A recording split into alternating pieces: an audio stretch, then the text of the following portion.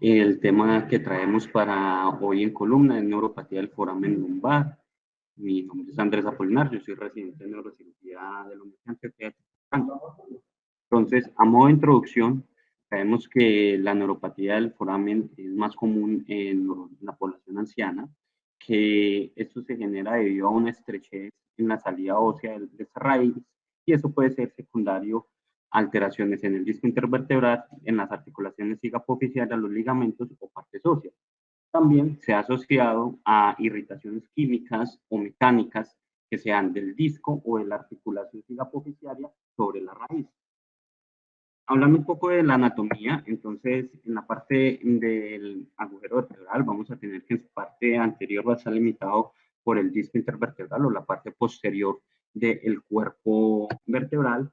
En la parte laterales van a estar por las articulaciones, en la parte del pedículo, pues, y en la parte posterior va a estar delimitado por las láminas. Adicionalmente, en la parte del foramen vamos a tener unos límites que van a ser el disco intervertebral por la parte de adelante del piso que va a ser dado por la apófisis transversa y la parte posterior que va a estar dada por la articulación sigapofisial. Se ha dividido entonces esta parte del foramen en tres partes diferentes que va a ser la foraminal interna, intraforaminal, foraminal interna y extraforaminal, que es la que está en azul. Aquí vamos a hablar netamente de la parte entonces foraminal, intraforaminal y de la parte extraforaminal. Aquí vemos cómo es la configuración entonces de esa raíz cuando va saliendo por ese foramen, y tener en cuenta la relación que hay del ganglio de la raíz dorsal en contacto precisamente íntimo con la articulación. Ese nervio va a tener o va a estar suspendido ahí mediante unos ligamentos. Entonces tenemos unos ligamentos que van a ser unos ligamentos transforaminales que tenemos superior, medio e inferior. Y tenemos unos ligamentos que van a ser unos ligamentos corpopediculares que van a ir desde el cuerpo vertebral hasta en la articulación, tanto en la parte superior como en la parte inferior. Adicionalmente, ese nervio va a estar unido a esos ligamentos esos ligamentos transforaminales, entre unos ligamentos que llaman ligamentos intraforaminales. Entonces, finalmente, ese nervio va a estar delimitado en la parte de adelante por el disco y en la parte de atrás por las facetas. La raíz del E5 entonces va a ocupar el 25 al 30% de ese espacio foraminal, mientras que las raíces de los otros segmentos lumbares van a ocupar solo del 7 al 22%. Por eso es que es tan frecuente encontrar el foraminal o extraforaminal a nivel de L5, de la emergencia L5. Adicionalmente, la incidencia global de los ligamentos transforaminales es del 47% y estos van a ocupar aproximadamente el 30% de lo que es ese canal del foramen. Lo otro relevante es que el ganglio de la raíz dorsal va a estar localizado intraforaminal, principalmente a nivel del E5. Entonces vemos que en el E5 está el 75% de los casos está intraforaminal, mientras que en el E4 solo es el 48%. Por eso es que también es tan frecuente que la patología sea más que todo a nivel del E5. Causas, tenemos múltiples causas. De la parte congénita, la más relevante pronto podría ser la condroplasia, y de la parte adquirida tenemos problemas discales, problemas de la articulación sigapofisiarias, la espondilolistesis, la hipertrofia del ligamento amarillo, artritis, hipertrofia facetaria, la generación de osteofitos y lo que es postcirugía. Y de las intraforaminales, netamente ya hablaríamos de inflamación epidural, foraminal, trastornos degenerativos de la columna o postcirugía.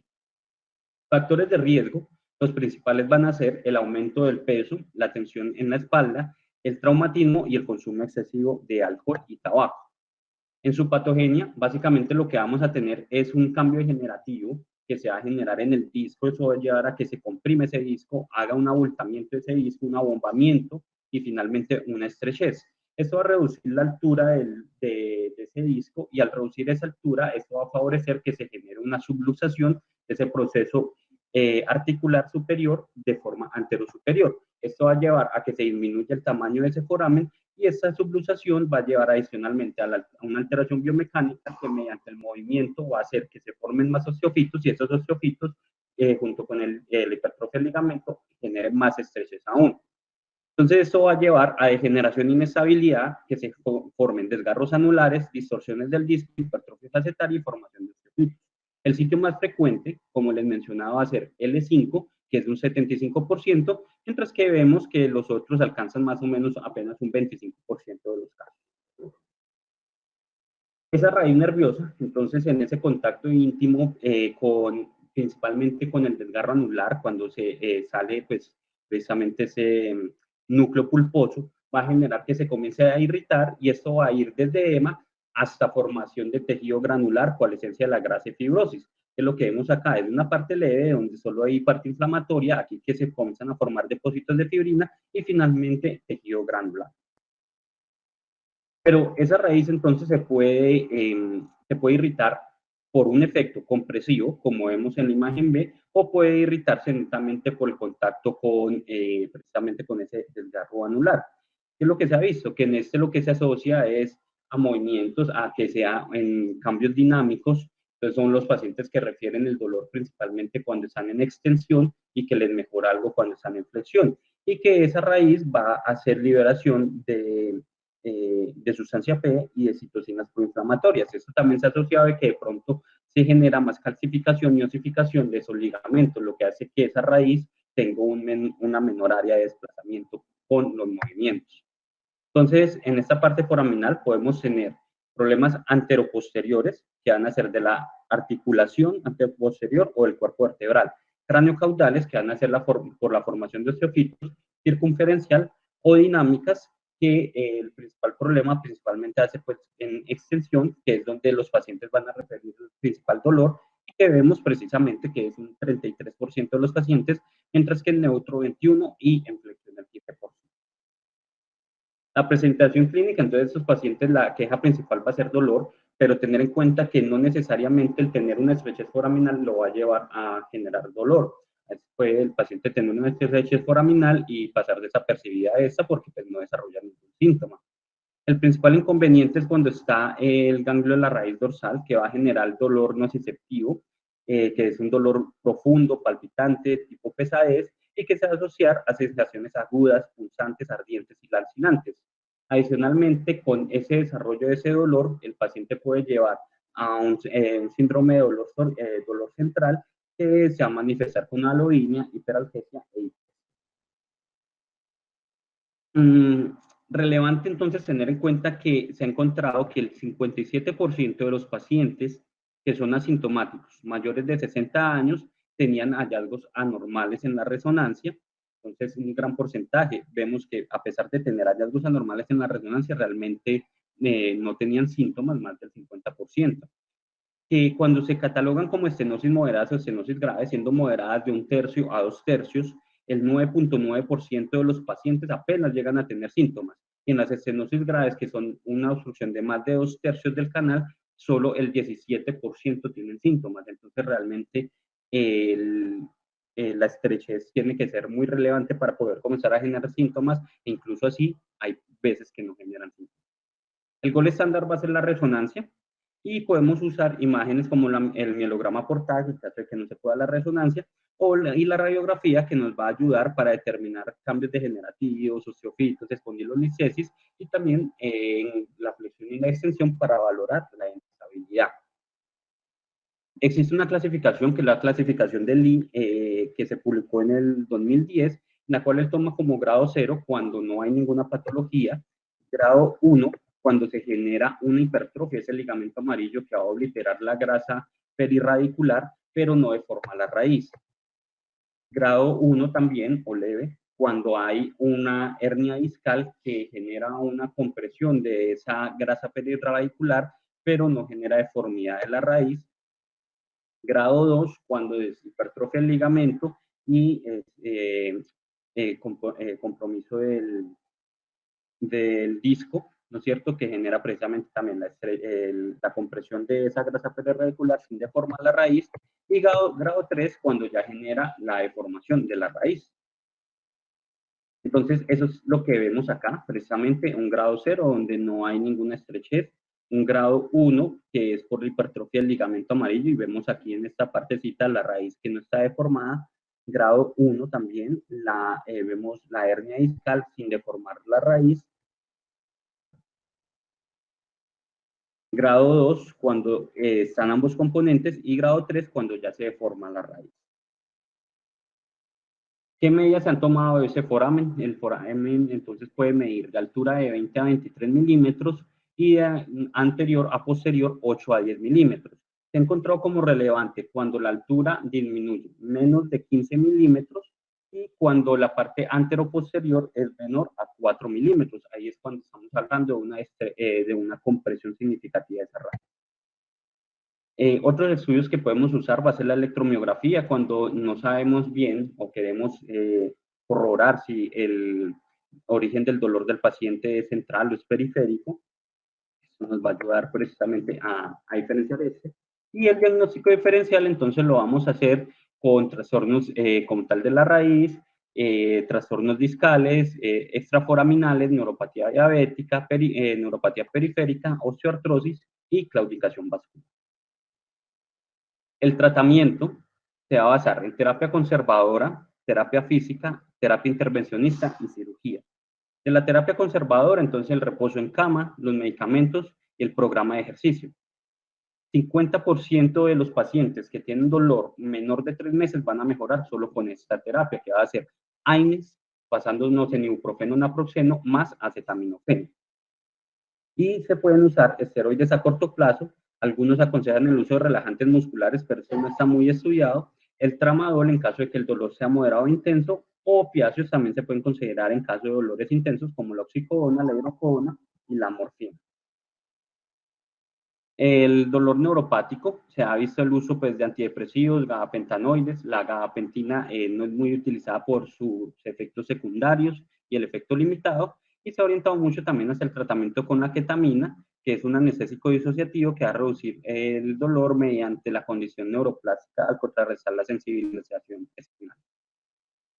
La terapia física, entonces, lo que se ha visto fuerte en esto va a ser la terapia manual, que genera una mejoría considerable del dolor, y los ejercicios de tipo flexión. Y hablando, ¿cómo, profe? Es como, pues es como una terapia que hacen como de masajes y eso sobre la zona lumbar, lo que le entendí, movimientos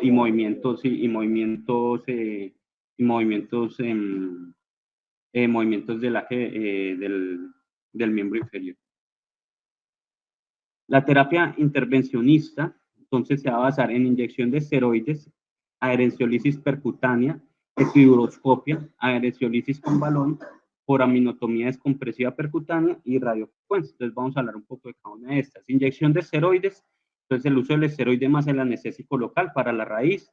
El mecanismo de acción no está muy claro. Lo que se considera es que es un efecto antiinflamatorio que va a inhibir la fosfolipasa 2 y va a disminuir la transmisión de las fibras C. Esto va a estabilizar las membranas celulares, suprimir la respuesta inflamatoria y mejorar el flujo sanguíneo neural. La evidencia va desde limitada a fuerte, y el mejor resultado se ha visto cuando se hace un abordaje transforaminal con vía fluoroscópica. En un artículo que se publicó en el 2006, se evaluó la efectividad de los factores predictivos de los corticoides perirradiculares en radiculopatía lumbar. Se tomó 229 pacientes con seguimiento de 2 semanas o un año y valoró con la escala visual análoga del dolor. Lo que miraron fue que el alivio del dolor se consideraba como excelente cuando disminuía más del 75%, bueno entre el 50 al 74%, regular del 25 al 49% y pobre menor del 25%. ¿Qué fue lo que ellos vieron? Entonces, que había una mejoría del dolor que se manifiesta a las 2 semanas y al año, cuando se le hacían las inyecciones con esteroides a estos pacientes. Eh, el hallazgo principal de ellos, o pues el estudio principal de ellos, fue en la parte foraminal y posterolateral, y la raíz más frecuentemente relacionada fue la de L5.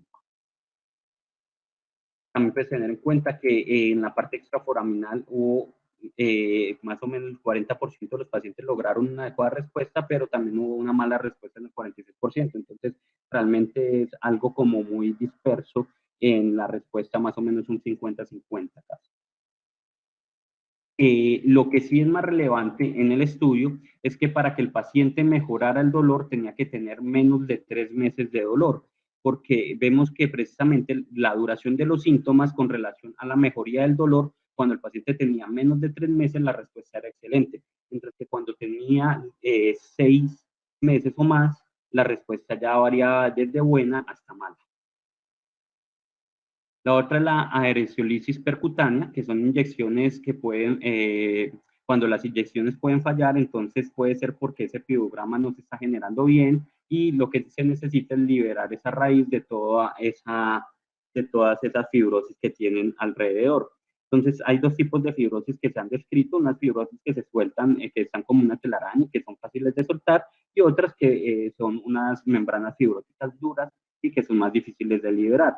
Entonces, cuando el paciente uno le hace un bloqueo y tiene una epidurografía eh, que no llena bien, entonces se deben liberar estas adherencias idealmente. Entonces, ¿qué es lo que se ha visto? En ese estudio del 2016 compararon esa adheresiolisis percutánea versus el tratamiento únicamente con esteroides. Tomaron 45 pacientes, el dolor fue evaluado, fue que tuvieran al menos 3 meses de dolor de duración y miraron la escala de Owestri y el EVA.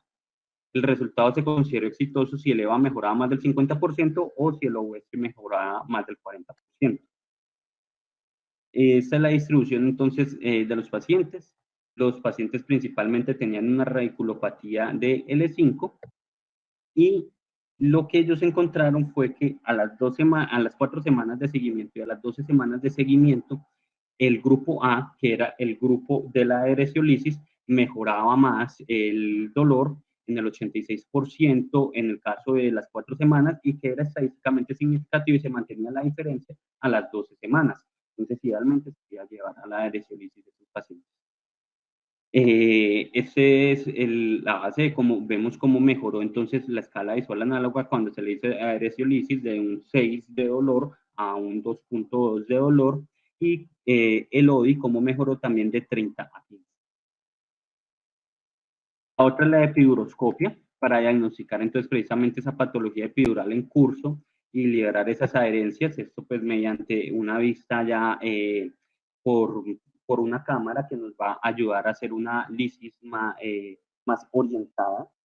En este caso, entonces, la idea pues es con esa cámara a liberar la raíz y mirar cuál es el sitio que está más irritado para poder administrar mejor los cortes.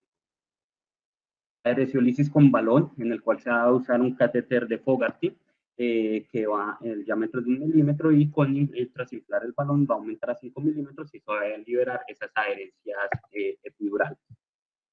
Para el 2013 entonces se evaluó en ese estudio el uso de ese balón transforaminal en estos pacientes con estenosis foraminal. Fueron 62 pacientes con radiculopatía unilateral refractaria, 32 usaron balón más esteroide y 30 esteroides sin balón. Y el seguimiento se hizo a 12 semanas. ¿Qué encontraron ellos? Que el dolor en la extremidad inferior mejoró de forma significativa y se mantuvo desde las 2 semanas hasta las 12 semanas cuando se le hacía el balón y que el dolor de la espalda no hubo una diferencia significativa si se usaba el balón o no lo usaba. Que la escala de Owestri mejoraba cuando se usaba el balón también, que se mantenía desde las 2 semanas hasta las 12 semanas esa mejoría, y que la claudicación, la distancia de la claudicación también mejoraba, el paciente lograba una claudicación a mayor distancia cuando usted realizaría el manejo con balón. La otra es la foraminotomía descompresiva percutánea. En la idea es separar esos ligamentos foraminales del cuadrante posterior e inferior del agujero neural utilizando una cureta o una legra que es en forma de copa, que es de 1.6 milímetros, y con eso poder liberar la raíz como tal. Este es un artículo entonces del 2017 donde se evaluaba esa técnica. Ellos tomaron pacientes que tenían radiculopatía con estenosis leve a severa, lo clasificaron según la escala de calificación numérica de 11 puntos y el ODI, y consideran como exitoso cuando la escala mejoraba más del 40%, alguna de estas dos escalas. Tomaron 20 pacientes en total y la reducción que ellos lograron del dolor fue del 36% a 3 meses y una mejoría del ODI del 20%. Eso era la técnica que ellos usaban, entonces tomaban la media craniocaudal, se iban 12 a 14 centímetros hacia lateral y de ahí insertaban un trocar, por una cánula, y por ahí insertaban la cureta, y aquí vemos precisamente cómo estaban haciendo la liberación de esa raíz en el foramen. Este es el ángulo que ellos usaban para la trayectoria que dirigían la cureta para liberar la raíz. Y lo otro es el uso también ya de radiofrecuencia mediante ráfagas cortas de baja temperatura para hacer modulación de esas células gliales, y con esto mejorar es principalmente cuando lo que se involucrado es el ganglio de la raíz dorsal. La estimulación eléctrica, que fue descrita desde 1967 por Shelley, se ha visto el tratamiento exitoso hasta cerca del 50% de los pacientes que tienen una columna fallida, una espalda fallida, y también se ha recomendado esa estimulación precisamente cuando el compromiso es del ganglio de la raíz dorsal. Ya netamente hablando del manejo quirúrgico, entonces vamos a hablar de la parte del microscopio. O cirugía abierta. Este es un artículo del 2017 donde por medio de técnica de Wilson querían descomprimir la raíz sin necesidad de hacer de quitar pues la hernia discal. Entonces, el resultado quirúrgico, querían analizar el resultado quirúrgico y analizar los factores pronósticos del dolor postoperatorio después de una descompresión posterior solo del atrapamiento foraminal y extraforaminal del E5F1. Fueron 93 pacientes, el seguimiento se hizo 40.6 meses, 36 tenían hernia discal, 57 tenían estenosis, solo 5 pacientes tuvieron que ser reintervenidos, que correspondía al 5.4%, y uno de los hallazgos importantes relativos que ellos encontraron fue que cuando la altura del disco era menor de 0.8, esto se asociaba a un empeoramiento del dolor postoperatorio en la extremidad. Entonces, aquí vemos los casos que ellos tenían, cómo había esa estrechez foraminal y extraforaminal, ¿no es cierto? Y cómo ellos descomprimían precisamente sin necesidad de quitar el componente del discal. Entonces, aquí vemos cómo tenían los casos y cómo hacían la descompresión de la parte netamente solo posterior, y los hallazgos que ellos encontraron, ¿qué fue? Entonces, si comparamos los hallazgos preoperatorios con los hallazgos posoperatorios, en el caso de la escala visual análoga, tenemos el dolor que iniciaba de 7.98 en el prequirúrgico y que lograban un dolor de 3.4 en el postquirúrgico en la extremidad inferior. En cuanto al dolor de la espalda, también había una mejoría que era de 5.5 más o menos en el prequirúrgico y que lograba un 2.8 más o menos en el postquirúrgico. El OI también mejoraba de un 70 que había en el prequirúrgico a un 25 en el postquirúrgico.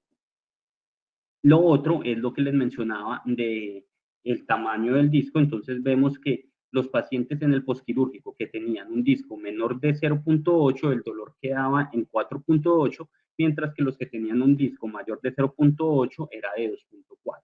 Entonces, esto va a tener como relevante. Este es otro artículo en el cual comparaban entonces esa descompresión sin hacer disectomía. Tomaron 17 pacientes, 14 eran mujeres, 3 hombres, la edad media fue de 62 años y el rango de edad fue de 37 a 86 años. Ellos hacían esa descompresión de forma paraespinal, o sea, por un Wilson. Estos son los casos que ellos tenían. Entonces aquí vemos precisamente esa estenosis foraminal y cómo hacían esa descompresión. La idea de ellos entonces era entrar por el Wilson y poder hacer una descompresión en la parte de la pars y la faceta superior de la vértebra inferior. Estos son los hallazgos quirúrgicos que ellos encontraban. Entonces, aquí vemos la vista microscópica donde está la pars y tenemos la faceta ascendiendo, y aquí vemos ya cómo hicieron la descompresión de esa raíz y el ganglio, pues, la raíz dorsal. Esas son las características de los pacientes. Lo más frecuente de la localización era que fuera L5S1, y el hallazgo del dolor, la mejoría era significativa en cuanto a la escala visual análoga, tanto para el dolor en la espalda y el dolor en la extremidad inferior. Entonces vemos que en el preoperatorio era de 8 el dolor y en el posoperatorio de 2 o incluso de 0 estaba el dolor. Igual el OI también mejoró de un 51 a un posoperatorio y con un seguimiento incluso a un año. Estas son las características de los pacientes. Nos vemos que según los criterios de Magna, la mejoría de los pacientes fue excelente a buena. Ese es otro artículo del 2017 donde se comparaba esa descompresión sin disectomía. Entonces, este es uno de los pocos estudios prospectivos que hay de esto. Del 2007 al 2013 se tomaron 55 pacientes, 51 no se realizó disectomía, 4 requirieron finalmente disectomía porque tenían el disco secuestrado y la descompresión del receso lateral se hizo independientemente y se hacía con retractores tubulares. Entonces, los hallazgos perioperatorios fueron que 60, sangrado de 60 mililitros, el tiempo era más o menos de hora y media, solo 2 pacientes tuvieron fístula de líquido cefalorraquídeo, el 100% de los pacientes tenían un disco que era de consistencia dura, tenían 7.8% pacientes tenían disco secuestrado, que fueron los que requirieron precisamente sacar esto. En los hallazgos del OI y de la escala visual análoga, entonces vemos cómo se mantuvo desde los 6 meses postoperatorio hasta el final del seguimiento, que era incluso más de 2 años, la mejoría del dolor. Y cómo esto fue estadísticamente significativo. En la cirugía endoscópica, que se ha visto, en el 2018, entonces se evaluó el uso de abordaje extraforaminal por endoscopia biportal como una nueva técnica. Los criterios para inclusión eran pacientes que tenían lesiones foraminales, que podía ser estenosis foraminal, disco herniado o enfermedad segmento adyacente, que hubieran tenido falla el tratamiento médico por 3 meses y que tuvieran más de un seguimiento, el seguimiento después de la cirugía más de un año. El sitio de entrada entonces de ellos era a nivel de la articulación placentaria, ¿no es cierto? Y lo que ellos usaban era una cureta que era angulada, una pinza de biopsia angulada y una que es rizón angulada. En la vista microscópica, entonces vemos precisamente aquí cómo entran en la parte de la pars y la faceta superior, la faceta superior en esta parte, y cómo hacían precisamente esa descompresión de la pars y de la faceta para descomprimir finalmente la raíz. ¿Cuáles fueron los hallazgos de lo que ellos encontraron?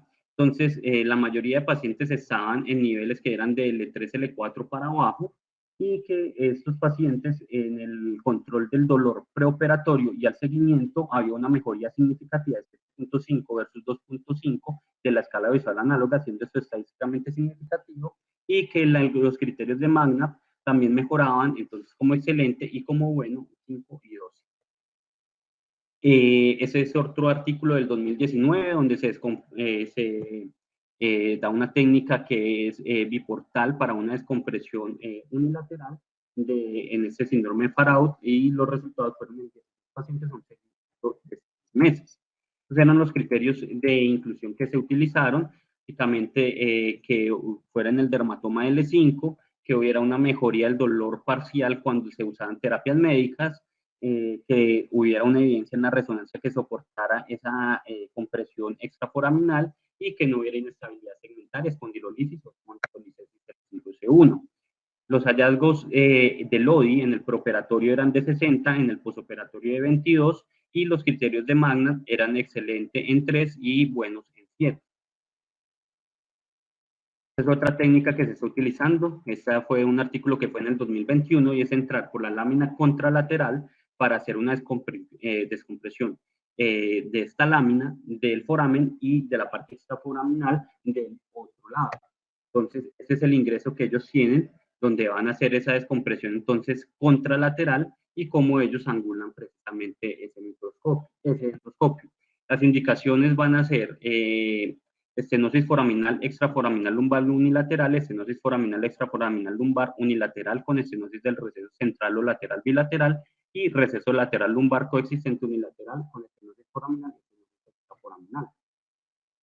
En cuanto al versus entre microscopio y endoscopio, traigo este artículo finalmente del 2017, donde se comparan estos dos tipos de técnica. Entonces comparan la cirugía abierta versus la cirugía tipo MIS, donde se usa MIS como microscopios tubulares, endoscopio percutáneo o microendoscopio. Se tomaron 41 estudios con 1.813 pacientes. La pérdida de sangre, el tiempo de operación, la estancia hospitalaria y el tiempo de regreso al trabajo fue menor en la técnica MIS versus la técnica abierta. Y esos fueron los diferentes estudios que ellos utilizaron para este metaanálisis. Y lo que ellos evaluaron fue las complicaciones. No hay una diferencia estadísticamente significativa entre el MIS y la cirugía abierta. En la tasa de reoperaciones tampoco hay una diferencia entre el MIS y la cirugía abierta. En los criterios de Magna tampoco se encontró una diferencia significativa entre los dos tipos de técnica, y al comparar las técnicas tipo MIS, netamente solo ellas, en las complicaciones no hay diferencia entre tubular, el percutáneo endoscópico o el microendoscópico. En las reoperaciones hay una diferencia a favor del tubular. El tubular tiene menor riesgo de reoperaciones versus el percutáneo endoscópico y el endoscópico. Y en los criterios de Magna, entonces vemos también que fue estadísticamente significativo hacia el microendoscopio tubular versus el endoscopio percutáneo. Entonces eso era lo que les trae para hoy. Muchas gracias.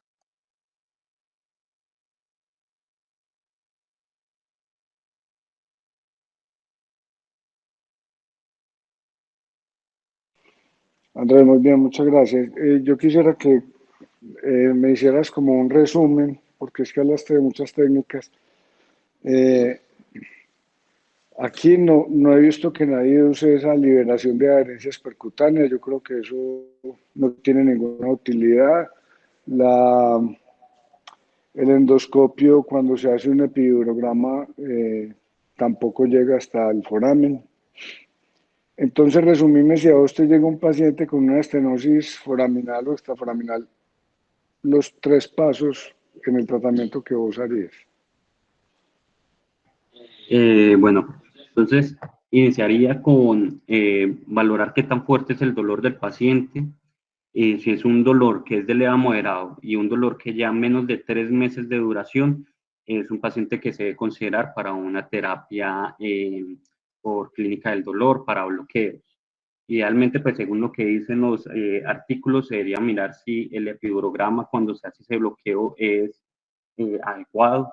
Si no, se debería llevar ese paciente a adheresiolisis. Teniendo en cuenta lo que usted me está comentando, profe, de que estas técnicas no se suelen utilizar acá o no se utilizan acá, entonces ese paciente que no queda satisfecho uno al hacerle el bloqueo con ese epidurograma y que uno ve que el paciente persiste con el dolor, es un paciente que debería ser candidato a un manejo quirúrgico. En el caso del paciente que lleva más de 3 meses, lo que mostraron los artículos es que hacerle bloqueos o hacerle terapias intervencionistas no logra mejorar el dolor, que son ya pacientes que se deben tratar, que si son de moderado a severo, a tratar de orientar hacia una técnica quirúrgica. Ya la otra es tratar de seleccionar qué técnica quirúrgica. Entonces, lo que se recomienda son abordajes tipo Wills siempre, no se recomienda por lo general abordajes por línea media, para poder descomprimir precisamente el receso lateral y parte de la faceta. No se recomienda, o pues no se ha visto que cambie o que haya una evidencia significativa de resecar el disco cuando el disco no está secuestrado. Si el disco está secuestrado, sí se recomienda pues sacar ese pedazo de disco que está secuestrado, pero si no, se puede hacer solo la descompresión. En cuanto a definir entre endoscopia y técnica abierta, realmente pues todavía no hay una evidencia significativa a favor de dejar la cirugía abierta en ese momento. Sin embargo, creo que faltan más estudios para poder definir esto y poder decir el trabajo en cuanto a la endoscopia, y pues obviamente también se necesita que más cirujanos de columna pues vayan teniendo más curva en la técnica endoscópica. Haceme un favor, pone pon el dibujito de la columna coronal que pusiste al principio y nos explicas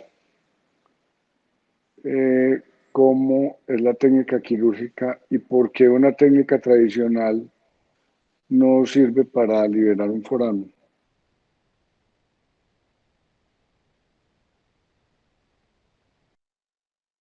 Explícanos ahí paso a paso cómo es la técnica. Ahí vas a abordar, por ejemplo, el E4 y el E5. Explícanos los puntos de referencia y cómo entras a descomprimir.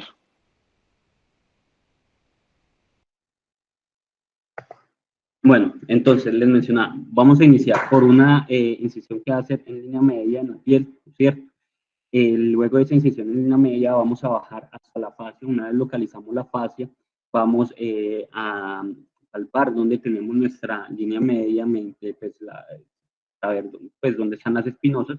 Y una vez eso, vamos a irnos 3 centímetros hacia el lateral para hacer nuestro ingreso en la fascia. Una vez ingresamos en esa parte, abrimos esa parte de la fascia, entonces vamos a hacer la disección muscular, que la debemos hacer idealmente desde esa parte, pues hacia localizar lo que va a ser la faceta. Una vez localizamos esas facetas, entonces nos vamos a ir hacia línea media para tratar de localizar lo que va a ser el receso, el receso lateral y lo que va a ser netamente la faceta. Una vez localizamos entonces ese receso lateral y esa faceta, entonces ya vamos a tener el sitio por el cual sale la raíz, que sería más o menos pues a ese nivel, ¿no es cierto? Una vez tenemos localizado ese sitio, lo que vamos a usar es hacer esa liberación de ese receso lateral y descomprimir esa parte de esa faceta con la finalidad pues de que quede descomprimida ya la raíz. El abordaje por línea media que mencionó el profe, pues no es tan óptimo para ese tipo de cirugía, dado que la disección la tendríamos que hacer hasta aproximadamente este nivel, lo cual nos va a dificultar un poco más la visión precisamente de ese receso lateral y de esa faceta. Entonces, es mayor tracción, más dolor para el paciente, y ya entrando pues desde una vía posterolateral nos permite una visión más directa del sitio que vamos a trabajar. Carlito Rivas, mostrame por dónde sale la raíz ahí en la columna y que Andrés nos ayude. Ah, bueno. Es que yo creo que dijiste un error, Andrés. La raíz sale entre el disco y el pedículo.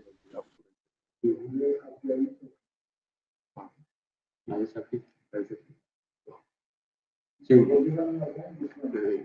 Pues sale entre el pedículo y el disco, entonces saldría a este nivel.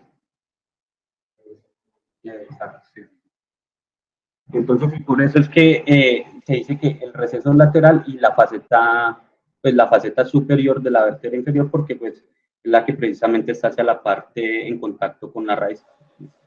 Yo creo que estás confundiendo receso lateral con pares interarticulares.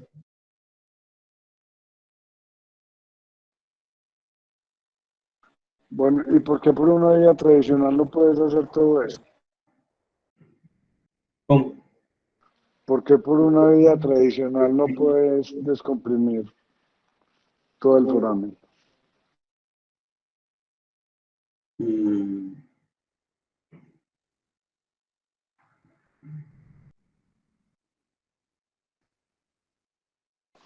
¿Por dónde entra usted cuando va a operar una hernia? Entraríamos por aquí, por esta parte de acá. Cambio aquí necesitamos pues llegar a esta parte. Entonces pues pues se puede, pero lo que pasa es que pues va a pelear pues, más con el músculo, va a hacerse una disección más grande. Y hay otra razón muy importante y es que la descompresión de la raíz superior, que muchas veces está afectada en esas hernias foraminales, por una vía tradicional es mucho más difícil, no te da el espacio. Porque ahí en el E4 el E5 afectaría la raíz del E4 también, mientras que por una vía tradicional estás descomprimiendo el E5. ¿Sí me entiendo o no? Sí. Bueno, muy bien. ¿Alguien tiene algún comentario? ¿Alguno de los que están acá? ¿Alguna pregunta? ¿Por qué no instrumentar al paciente si uno está lesionando parcialmente la paz? Joan, usted que está en instrumentador, ¿por qué lo instrumentaría o no lo instrumentaría? Es una pregunta porque solo se demandan para la mastectomía, ¿cierto? Obviamente va a quedar estable. Entonces no sé cuál inconveniente se va a poder instrumentar para poner los tornillos lesionados solamente. Porque, digamos, si tiene una pregunta, usted puede verificar mejor cuánto fresa la base, cuánto fresa la faceta de la superior, para poder abrir el foramen. Pero si no va a estar un sucede y se lleva la faceta completa que Bueno, te confieso que nosotros antes siempre hacíamos instrumentación y volábamos todo. Yo desde hace un tiempo ya soy cuidadoso y veo que no se necesita. Pero yo creo que uno empezando tiene que tener los tornillitos ahí. Gustavo, ¿qué opinas de eso? Nacho, no, pues hombre, digamos que globalmente en este asunto de la estenosis foraminal y las técnicas mínimamente invasivas que suenan como muy interesantes, pues yo realmente yo no tengo experiencia en endoscopia y tampoco en esas micro adhesiolisis ni nada de esas cosas. Pero yo lo que veo es que en estenosis foraminal específicamente, o sea, no en hernia discal, sino en estenosis foraminal, los resultados a mediano plazo me parece que no son buenos. Si alguien tiene una experiencia diferente con eso, obviamente, pues nos cuenta y nos cuenta cuál es su experiencia, pero ahí me parece que no son buenos. Yo pienso que realmente la mejoría del dolor radicular relacionada con algún tipo de estenosis foraminal, en mi concepto, en general, está relacionado con algún tipo de compresión discal que uno pueda liberar en el procedimiento quirúrgico. Yo, digamos que en mi concepto, yo pienso que cuando un paciente tiene una estenosis foraminal, un paciente joven, pues un paciente viejo ya con un disco anquilótico, donde uno puede hacer resecciones facetarias grandes, pues realmente ahí no hay mucho problema. Pero un paciente joven todavía con algún tipo, digamos, de viabilidad del segmento, o sea, con lo que se llama, o con lo que dice, pues, digamos, inestabilidad degenerativa o microinestabilidad, las descompresiones óseas tan puntuales como muestran esas técnicas quirúrgicas de quitar una parte de la faceta superior de la arteria inferior, una parte de la pars, una parte de la parte lateral de la faceta inferior, son son técnicas o procedimientos que no tienen como una longevidad muy importante, porque en la medida en que el segmento siga, digamos, disfuncional y de alguna forma, digamos, siga como toda la cascada de artrosis facetaria y degeneración y todas estas cosas, pues finalmente la raíz se vuelve a estrechar. Entonces, digamos que no con esto, el mensaje no es hacia la instrumentación, porque pues obviamente pues también hay que darle espacio a la descompresión microquirúrgica. Eh, pero cuando un paciente tiene un área foraminal tan pequeña, ¿cierto? Con un disco viable, pues hombre, lo que yo he visto es que los pacientes frecuentemente reciban a corto o a mediano plazo. Y en esos casos, digamos, cuando cuando el segmento, cuando la unidad espinal ya es disfuncional, en esos casos yo pienso que la instrumentación realmente sí tiene pues como un papel importante. Ese es mi concepto, o sea, yo todavía no, digamos que en las grandes reuniones de columna, con pues lo que está sedimentado, realmente todavía pues no veo que tenga como mucho espacio ese tipo de técnicas endoscópicas específicamente. Yo no estoy hablando de hernias discales, yo sé que sí, en hernias yo sé que los resultados son buenos, pero en ese tipo de técnicas de descompresión foraminal pura con remodelación del foramen y todas estas cosas, yo realmente no veo que esté todavía tan sedimentado y que los resultados sean tan buenos a largo plazo. Me gustaría escuchar el concepto, por ejemplo, de Oscar, que yo sé que ha estado en varios talleres o encuentros de endoscopia o algún otro que tenga ese tipo de experiencia o esas experiencias. Profe, yo, yo tengo una pregunta. En los pacientes jóvenes, como habías dicho que, digamos, frecuentemente recaen, vuelve y se estenosa, vuelve el dolor, en el momento en que lo vamos a instrumentar, ¿qué se le hace un TLIF? Pues, a ver, es que si estamos hablando de estenosis foraminal y disminución del área del foramen, no, pues, o sea, digamos que cualquier técnica que finalmente no solo, digamos digamos que enfrente la inestabilidad degenerativa, que finalmente es lo que causa la estenosis foraminal, pues, la microinestabilidad o la inestabilidad degenerativa, sino también el área foraminal. Entonces, digamos que las técnicas de fijación intercorporal, cualquiera que sea, pues ya se sabe obviamente que son más efectivas en la mejoría del área foraminal que cualquier otra técnica. Digamos que en algunos casos uno no hace, y eso es aún más importante en la unión lumbosacra, o sea, donde yo he tenido dificultades en los pacientes en los que opero de estenosis foraminal, eh, donde más he tenido problemas es en el E5S1, pacientes con dolores que no mejoran o pacientes que quedan sintomáticos del otro lado.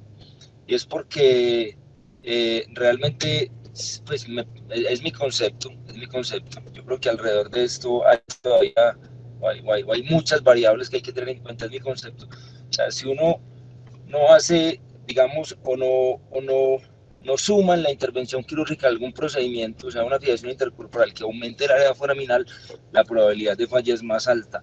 O sea, en algunas ocasiones uno quita todas las facetas, pone tornillos, entonces digamos que la estabilización del segmento y la descompresión posterior del foramen, porque en general no se aumenta el área craneocaudal del foramen, puede ser útil para, para mejorar los síntomas, pero es mucho más efectivo y eso yo creo que sí está sedimentado en la literatura, hacer algún tipo de aumento del área foraminal con algún tipo de dispositivo intercorporal. ¿Qué piensan los otros asistentes en cuanto a las técnicas endoscópicas, los que han asistido? Oscar, ¿vos qué pensás?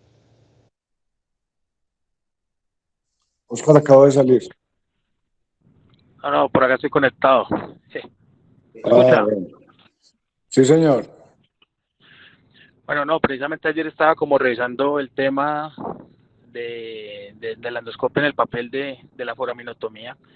Es algo, como dice el profe Gustavo, sí, es algo que apenas como que se está describiendo, o sea, hace muchos años, pero apenas está cogiendo como mucha fuerza. Y lo que revisaba ayer, comparando las técnicas endoscópicas, por ejemplo, con los abordajes posterolaterales tipo Wilce, se veía que ambas intervenciones, Wilce ya sea tubular o Wilce abierto, comparado con la endoscopia, esas intervenciones tienen igual de efectividad en el manejo del dolor, o sea, con ambas se logra una adecuada descompresión foraminal, especialmente por estenosis asociado a hipertrofia del ligamento, de la faceta o incluso generada por el disco. Con esas mismas técnicas el riesgo de inestabilidad es nulo, sí, es nulo. Y además de eso, el daño de los tejidos blandos también es mínimo. Entonces, al parecer, no es superior, ¿sí?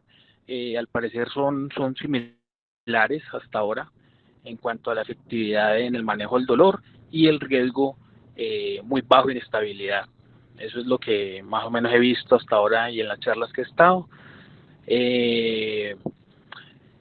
Cuando la compresión, por ejemplo, a nivel del foramen es medial, digamos que la técnica endoscopia por una vía interlaminar también puede ser efectiva, por una vía tradicional tubular también puede ser efectivo, o lo que nosotros a veces hacemos, incisiones a través de línea media, es comprimir por vía interlaminar el foramen en su porción medial, digamos que también tiene buenos resultados. Eh, la diferencia entre ellas, entre una vía abierta, una tubular y la endoscopia, a veces es el tiempo y el trauma de los tejidos blandos.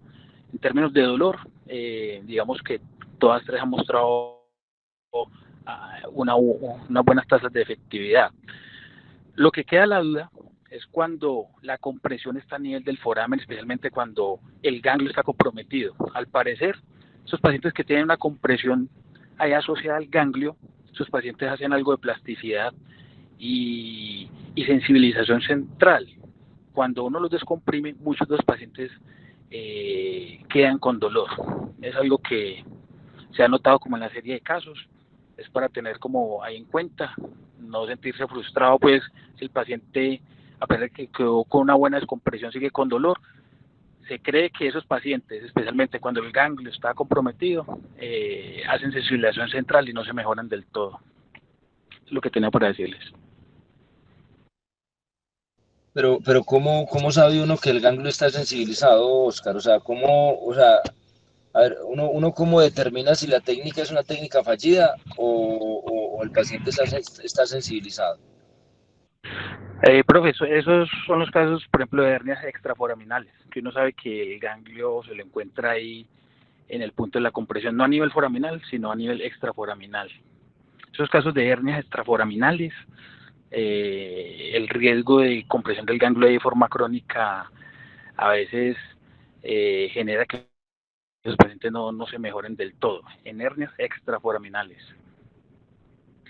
Bueno, yo en resumen, Nacho, lo que yo pienso de todas estas técnicas endoscopia y que realmente se han venido pues como una avalancha en los nuevos congresos y en las nuevas reuniones, que, que obviamente pues yo siempre pues les he comentado a los residentes que hay que tener cuidado porque detrás de eso también hay una presión comercial muy tremenda. O sea, en este momento, digamos que a vos todos los días te ofrecen endoscopios espinales.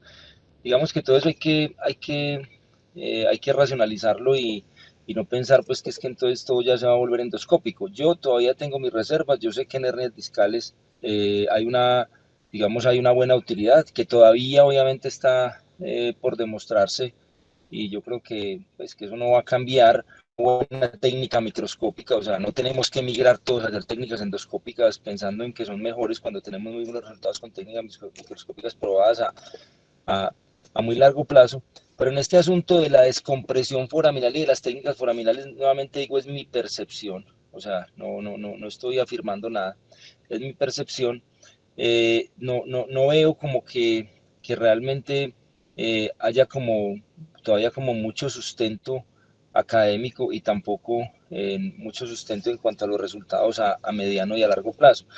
Si a mí me preguntan qué es lo mejor para un paciente con un dolor radicular en relación con una estenosis foraminal, lo mejor es hacerle un bloqueo, mirar si mejora con el bloqueo. Si mejora con el bloqueo, transitoriamente hacerle radiofrecuencia y esperar a lo que siempre ocurre, y es que el foramen mismo se remodela, los cambios inflamatorios empiezan a mejorar, digamos que todo el microambiente ahí de la raíz nuevamente se estabiliza y el paciente mejora del dolor. Y el paciente que no mejora a largo plazo, yo pienso que es un paciente que necesita algún procedimiento quirúrgico, digamos, entre comillas, más definitivo, que en algunos casos puede implicar algún tipo de artrodesis con aumento del área foraminal y alguna técnica de fijación intercorporal que lo permita. O sea, esa es mi percepción. Digamos que no, como les comento, no estoy afirmando nada. Creo que alrededor de todas estas técnicas todavía falta mucha evidencia y que los resultados no son todavía muy buenos. No sé si vos pensás lo mismo, Nacho, o alguien más tiene una idea diferente. Sí, de acuerdo.